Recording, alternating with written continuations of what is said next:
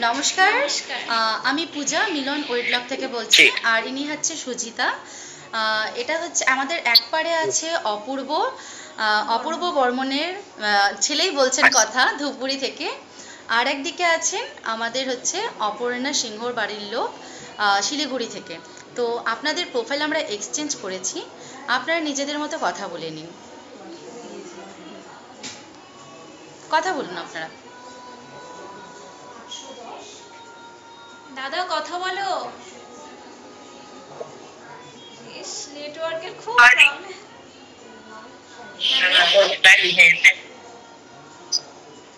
দাদা শুনতে পাচ্ছেন?